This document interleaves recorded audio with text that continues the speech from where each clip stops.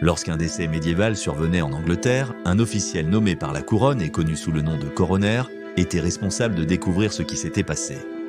Au XIIIe siècle, il y avait 4 coroners dans chaque comté. Chacun d'eux avait un adjoint qui parfois tenait une enquête.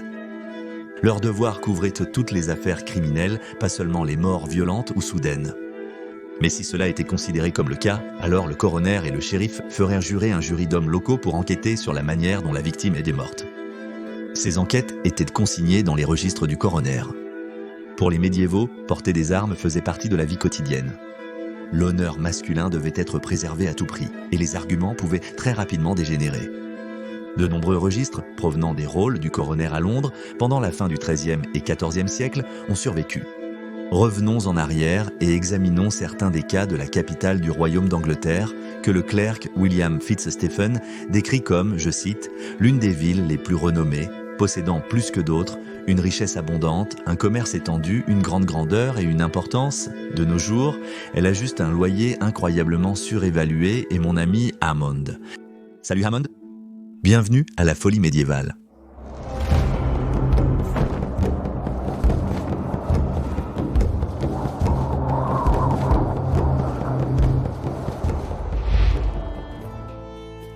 La mort de Michael Cardoyle. Le vendredi après le 30e de novembre, qui était la fête de Saint-André, on a annoncé au coroner et au shérif qu'un homme nommé Michael Cardoyle était mort chez lui, dans le quartier de Thomas Romaine. La mort était considérée comme suspecte, alors Thomas a ordonné à 3 bons hommes des quartiers les plus proches de l'accompagner et d'enquêter. Des témoins ont déclaré qu'à l'heure des vêpres le jeudi précédent, un homme nommé maître John de Elmenham et son frère Robert se tenaient à la porte de l'église Saint-Pierre de Wood Street, près de la Nouvelle Croix, à Chep. Le défunt Michael était assis dans une cabine à la Goldsmithery et quand il a vu John et Robert, il s'est levé et est allé s'asseoir à la cabine de John Disher à la place. Comme il y avait une mauvaise entente entre Michael et les 2 frères, une dispute a éclaté.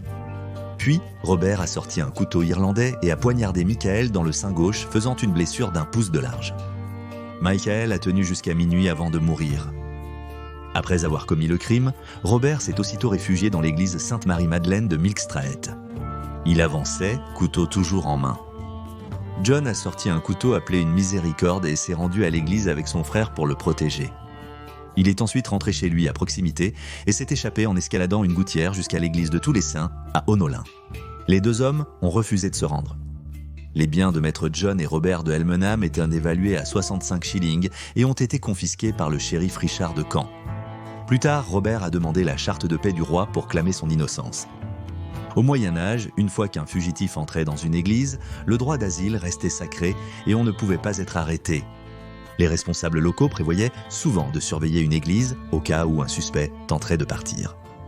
Une fois sur place, l'accusé pourrait négocier un accord pour sa liberté comme Robert de Elmenham. Généralement, un fugitif passerait directement de son sanctuaire de 40 jours à l'exil permanent. Cet bannissement pourrait être de la ville, de la région ou même du pays. William Brocochet va trouver refuge dans l'église Saint-Swithin de Candlewick, un autre cas de revendication de sanctuaire. C'était en décembre, le dimanche avant la fête de Saint-Nicolas. William a avoué le meurtre de sa femme Annabelle, il a refusé de se rendre et a plus tard pris la fuite. Ses biens étaient estimés à 2 shillings et ont été confisqués par le shérif Luc de Havering. Les 2 chrétiens. Le lundi 1er novembre, qui était la Toussaint de l'an 1300, le coroner et les shérifs ont été informés que Christina Murrell était morte et que sa mort n'était pas légitime.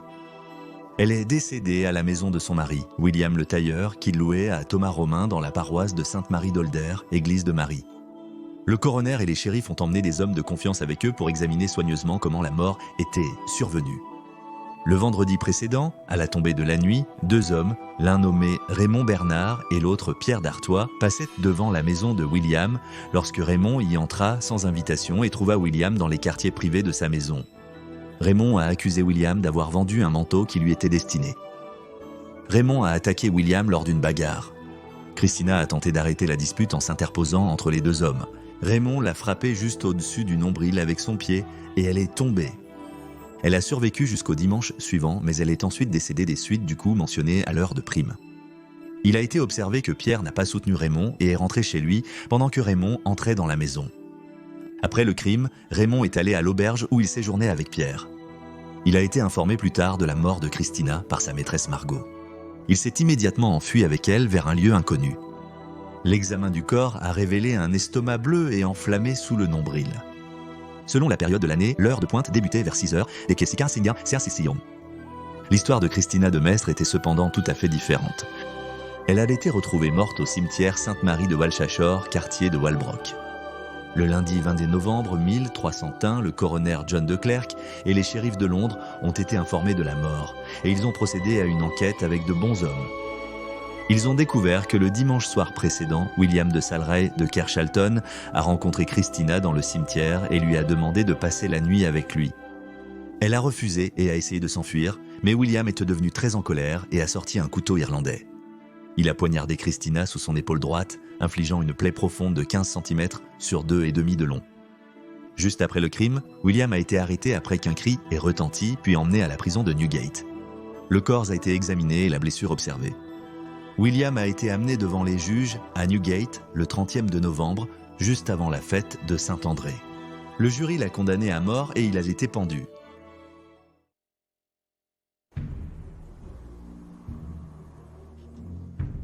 Une femme est morte dans des circonstances très étranges. Le 25 décembre, veille de la Nativité 1300, le coroner et les shérifs ont été informés que Johanna de Shearing de Canterbury s'était noyée quelque part entre la Tour de Londres et l'hôpital de Sainte-Catherine dans le quartier de Portsoken. Le coroner, avec des hommes compétents de la paroisse et d'ailleurs, est allé élucider les circonstances du décès. Le vendredi 20 et 1 décembre, avant la fête de Saint-Thomas, Johanna a couru vers la porte de Billingsgate, poursuivie par Lawrence Lapolter, le volailler du roi qui était en charge de s'occuper des poulets, du monarque et d'autres volailles. On disait que Lawrence avait d'une manière ou d'une autre incité Johanna à se noyer. Interrogé sur la raison pour laquelle Lawrence avait agi de cette manière ou pourquoi Johanna s'était jetée dans la Tamise, personne ne semblait savoir. Mais il n'y avait pas d'autres suspects. Il n'y avait pas de blessure visible sur le corps et Lawrence a été emmené à Newgate. Il a ensuite été acquitté par un jury le mercredi après la fête de Saint-Hilaire, le 13e janvier 1301. C'était le dimanche de la Trinité, le 10 juin 1324, que le corps d'Edmund, qui était aumônier, a été trouvé dans la maison de John de Moulton et Juliana Alnsol, dans le quartier de Bishopgate. L'enquête a révélé que le samedi précédent, Edmund était couché avec sa concubine Juliana dans le solar de sa maison. C'était après l'heure du couvre-feu lorsque John de Moulton a délibérément et avec, je cite, préméditation, poignardé Edmund dans le ventre et l'a tué sur le coup. Après sa mort, Juliana et John se sont réfugiés à l'église de Sainte-Hélène à Bishopgate pour demander l'asile. À l'intérieur, John s'est confessé être, je cite, un criminel du Seigneur, le roi, devant le coroner et les shérifs. A également avoué être complice. Leurs possessions ont été confisquées, comprenant entre autres des couvertures, des tapis et des vêtements, un coffre de petites choses, des petites choses de médias d'une valeur de 12 pence, un coussin d'oreille d'une valeur de 6 pence, un paquet de fils de laine d'une valeur de 2 pence, et 2 pots en laiton d'une valeur de 4 shillings, bien que les biens meubles valaient 32 shillings pour lesquels le shérif Adam de Salisbury répondrait. Le 13 juin, John est sorti de l'église et s'est tenu dans le cimetière de Sainte-Hélène. Il a avoué son méfait aux autorités londoniennes et a consenti à quitter le pays sur le champ. On lui a donné 4 jours pour atteindre le port de Douvres et ensuite partir en bateau à la première marée. Juliana a aussi été condamnée à quitter le royaume. Elle est restée à l'église jusqu'au 20 juillet, un mois de plus. Elle a également choisi de partir du port de Douvres. Les coupables auraient tous deux été accompagnés jusqu'au navire et si l'un d'eux devait jamais revenir en Angleterre et était attrapé, ils seraient arrêtés pour leur crime. Un complot, le samedi après la fête de Saint-Philippe et Saint-Jacques, 1337, étant le 1er mai, le coroner et ses hommes ont été appelés pour un décès suspect d'un chapelain, nommé John Deford. Son corps avait été trouvé dans la High Street en face de l'église de Saint-Michel, dans la paroisse de Fondon-Within. Au cours de leurs enquêtes, ils ont découvert qu'une dispute avait éclaté entre le chapelain et une femme nommée Ella, qui était l'épouse de Sir Robert Fitzpaine. Plus tard, Ella avait persuadé son frère Hugh Lovell, ses serviteurs Hugh de Colne et John Lestrong, un autre chapelain nommé Asolph Neville et un John de Tyndale de tuer le chapelain John de Ford en son nom.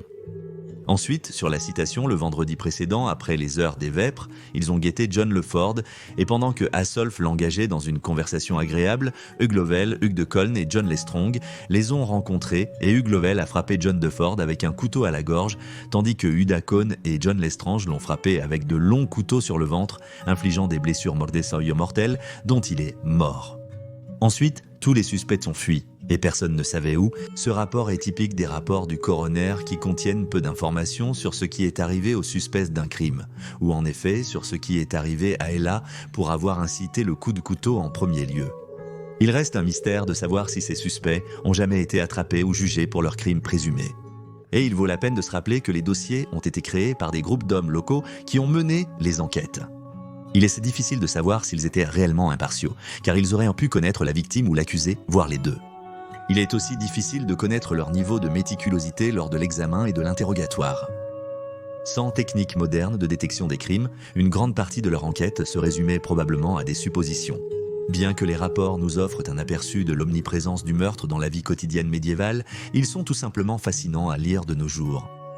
Merci d'avoir regardé cet épisode de Folie médiévale, j'espère qu'il vous a plu. Abonnez-vous pour plus de vidéos similaires. À la vôtre, à la semaine prochaine.